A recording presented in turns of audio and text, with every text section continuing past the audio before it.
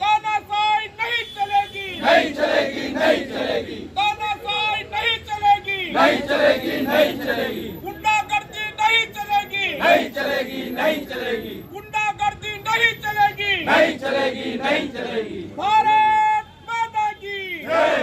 सबसे पहले CCTV footage इसके साथ में पिछली बार जनवरी में किसने जब उनकी राइटिंग अभी तुरंत उनसे कागज़ लिखवा के उनके पूरे परिवार की राइटिंग आप चेक कराओ कि उसमें से किसी से राइटिंग मिल रही है क्या। सबसे बड़ा तो उससे पता लग जाएगी। तीसरी बात, आसपास कोई भी अवैध लोग रह रहे हों तो उनको अपन चेक करा लें।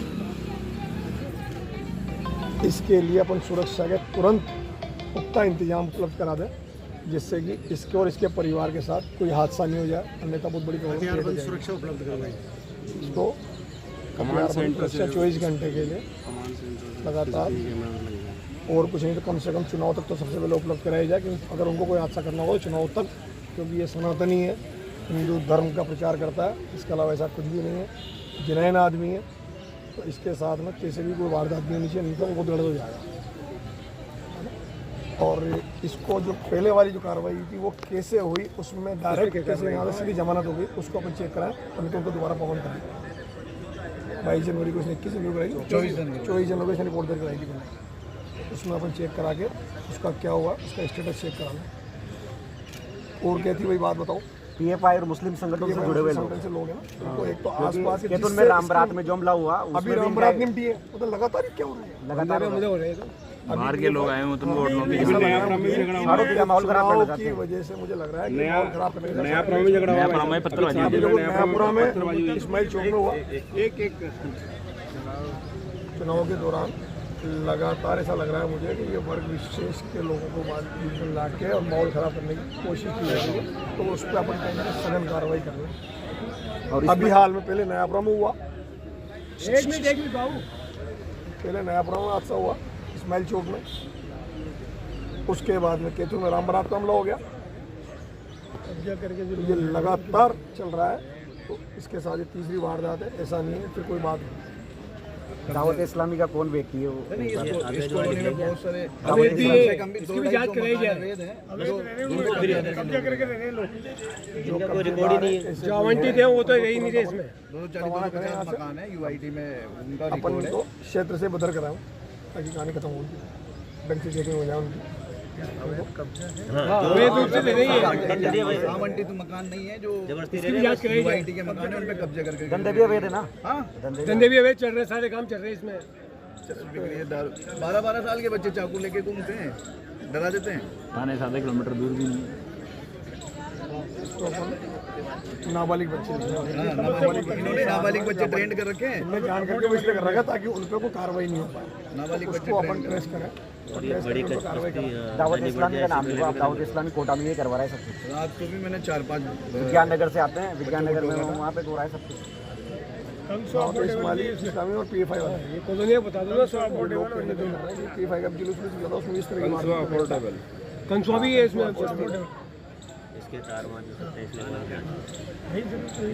सबसे पहली प्रायोरिटी तो ये है कि 2-3 चीज़ें बताइए, पहली वो करके और इसके साथ सुरक्षा करें। हाँ कोई हादसा हो जाएगा। मैंने रात को 4-5 लड़कों को मंदिर प्रांगण में वहाँ पे पार्क में सिगरेट भी रहते थे, उनको टोका था रात को।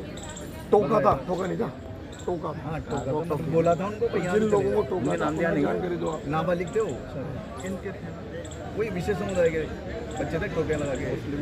बाबा का नाम, एक जने का नाम पता हो? नहीं, नाम मैं जानता, उनको देख लूँगा, पहचान लूँगा, मैं उनको जानता। वो मेरे ब्लॉक से छोड़ के नीचे के ब्लॉक से थे, वो तीसरे ब्लॉक मेरे ब्लॉक के लड़कों में जानता।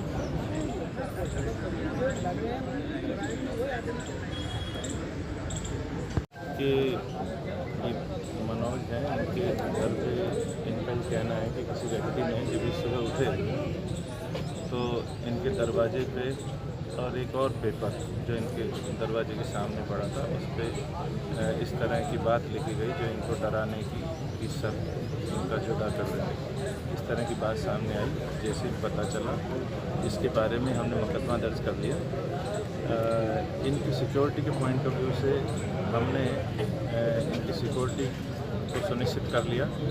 इसके अलावा इन्वेस्टिगेशन शुरू कर दी, मौके पे अधिकारी पहुंच गए और भी जितने भी पहलू हैं अनुसंधान के उन पर सारी चीज़ों का पता लगा करके सुनिश्चित कर लेंगे कि किस आदमी का इस तरह से हमारी तरफ से कोई एफर्ट ऐसा नहीं छोड़ेंगे और सेफ्टी और सिक्योरिटी हमारी टॉप प्रायोरिटी है, उसमें भी कोई कोताही नहीं। और डिटेन भी किया गया सर इस मामले में? अभी फ़िलहाल किसी को डिटेन नहीं। क्या मांग है सर, इनकी मांग क्या है कार्यकर्ताओं की? इनकी सबसे पहली मांग तो ये है कि सुरक्षा इनको मिले।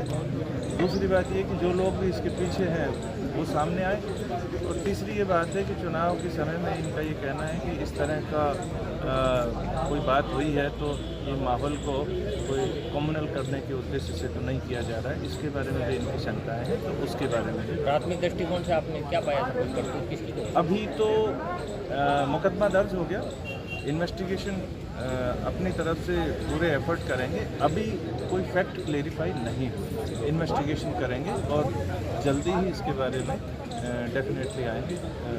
थोड़ा वक्त जरूर लगता है लेकिन निश्चित जवान वगैरह तैनात किए सर इसके घर पे? हाँ, सिक्योरिटी जो समुचित व्यवस्था है सिक्योरिटी की वो हमने एक बार शुरू कर दी है और इसमें कोई कोताही नहीं है। ठीक है, थैंक यू। उसके बाद में जैसे ही मैंने पढ़ा तो वो एक कागज़ पढ़ने के बाद में जो मैं पीछे जहाँ गया तो पीछे गेट पे भी एक और कागज़ चिपक रहा था। हाँ, एक नीचे पड़ा हुआ था, एक गेट पे चिपक रहा था।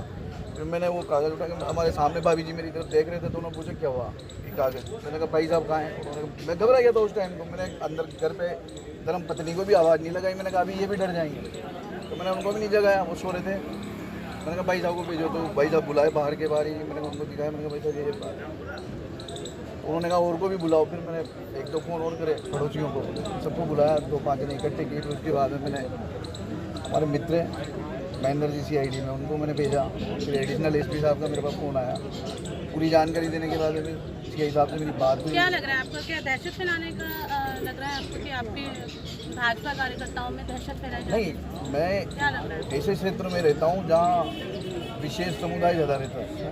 हम लोक संख्या में कम है लेकिन हम हमारे धर्म का काम करते हैं। बहुत से होते हैं PFI से जुड़े हुए आतंकवादी, उनको ये सहन नहीं होता तो वो असामाजिक तत्व जो होते हैं वो ये हरकत करते हैं। बाकी मैं उनकी हरकतों से ऐसे डरने वाला नहीं हूँ। नाम बता दीजिए। मनोज सुमन नाम। हाँ सर, बताइए आज आप सपोर्ट करने क्या मांग? सनातन प्रेमियों के खिलाफ अगर कोई भी कार्रवाई कोई करेगा तो उसके लिए समस्त सनातन प्रेमी एक साथ उसके लिए खड़े हैं। और मैं भारतीय जनता पार्टी का जिलाध्यक्ष होने के नाते मेरी व्यक्तिगत और निजी जिम्मेदारी बनती है कि एक सनातन दर्शक के लिए मैं खड़ा रहूँ। और इसलिए भारतीय जनता पार्टी का पूरा परिवार यहाँ पे है। और हमने अभी एडिशनल SP से मांग करी है कि सबसे पहले तो इन्हें पुलिस सुरक्षा मुहैया कराई जाए, इनके आसपास के सारे कैमरे चेक कराए जाए। उस दौरान वहाँ जितने भी मोबाइल रहे और रात से सुबह तड़का उतर के उनकी लोकेशन ट्रेस कराई जाए, जिससे पता लगे वहाँ कौन लोग आए थे। क्योंकि इनके साथ पिछले 22 जनवरी को जब अयोध्या में रामलला की मूर्ति विराजमान हुई थी उस दौरान भी इन्हें धमकियाँ मिली थी। उसकी कार्रवाई इन्हें रिपोर्ट यहाँ दे रखी थी, उस पर भी कोई सख्त कार्रवाई नहीं। उसके लिए भी एडिशनल SP साहब से मैंने कहा है। और लगातार ये एक सीक्वेंस चल रहा है, इस चुनाव को कहीं ना कहीं जातिगत बनाने पर एक समुदाय विशेष के लोगों के द्वारा या एक वर्ग विशेष द्वारा या एक पार्टी विशेष द्वारा इस तरह का माहौल क्रिएट किया जा रहा है कि ये कहीं ना कहीं सामाजिक सद्भाव के हिसाब से इन चुनावों में कहीं ना कहीं व्यवस्था आ जाए।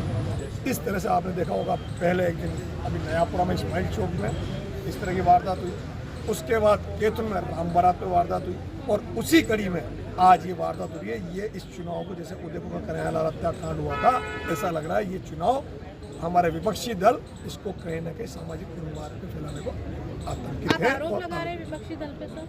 बिल्कुल, मैं खुला आरोप लगा रहा हूँ कि उनके पास और तो कुछ बचा नहीं है।